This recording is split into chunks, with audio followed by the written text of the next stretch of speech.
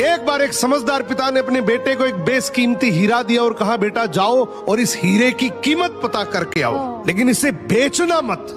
बेटा सबसे पहले एक सब्जी वाले के पास गया और बोला, आप इस कांच के टुकड़े के बदले मुझे क्या दे सकते हैं?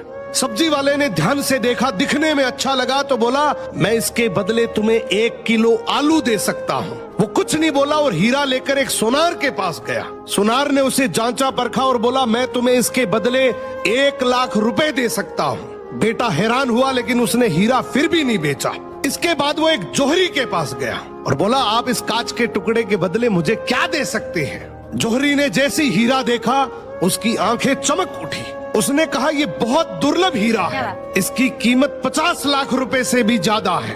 अगर तुम चाहो तो मैं इसे तुरंत खरीद सकता हूँ। बेटा ये सुनकर घर लौट आया और हैरानी से अपने पिता को सारी बात बताई। पिता मुस्कुराकर बोला, बेटा यही हमारी। सास बहू की किचकिच से परेशान ससुर ने बहू को बुलाकर कहा, ले बहू, ये दवाई की शीशी है, इसकी 2 बूंद रोज चाय में अपनी सास को दे दिया कर। 2 महीने में ही हम दोनों को उससे छुटकारा मिल जाएगा। बहू खुश होती हुई बोली, बापूजी, आप भी उनसे तंग आ गए हो क्या? ससुर बोले, हाँ बेटा, उसने मेरी जिंदगी को नरक बना दिया है। मोहल्ले और समाज में मैं कहीं बैठने लायक भी नहीं रहा। लोग कहते हैं, पहले अपने घर का झगड़ा खत्म कर, फिर गांव में पंचायत करना।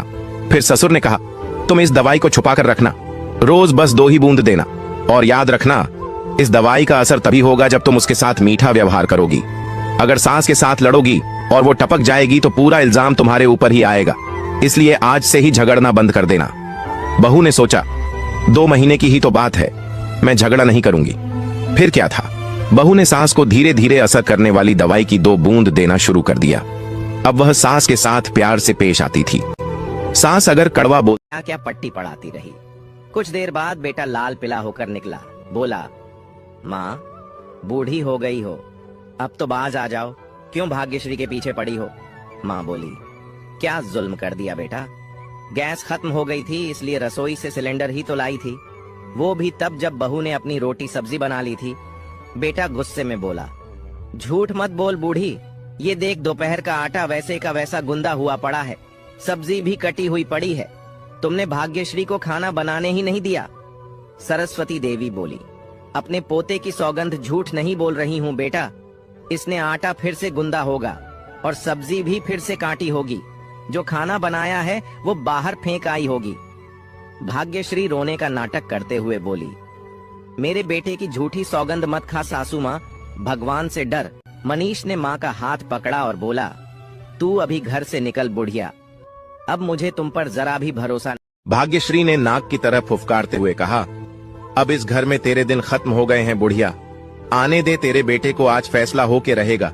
तुझे इस घर से नहीं निकाला तो मेरा नाम भाग्यश्री नहीं। सरस्वती देवी के लिए बहू बेटे के साथ रहना दुष्कर हो गया था। इकलौता बेटा था जो अब पूरी तरह पत्नी के रूप जाल में फंस चुका था। माँ की एक भी नहीं सुनता था। सरस्वती देवी के पति का देहांत हुए 6 महीने भी नहीं हुए थे कि बहू ने अपने रंग दिखाने शुरू कर दिए थे। जो मन में आता था सुना देती थी। सरस्वती देवी ने अब बहू को जवाब देना भी छोड़ दिया था। एक कान से सुनकर दूसरे कान से निकाल देती थी। मगर अब पानी सर से ऊपर जा चुका था। बहू घर से बाहर निकालने की धमकी देने लगी थी। दोनों का चूल्हा पहले से ही अलग अलग था। सरस्वती देवी अपनी रोटियां खुद बनाकर खाया करती थीं। फिर भी बहू को कोई ना कोई बात चूक जाती थी। शाम को जब मनीष आया तो भाग्यश्री उसे अपने कमरे में ले गई। फिर न जाने क्या क्या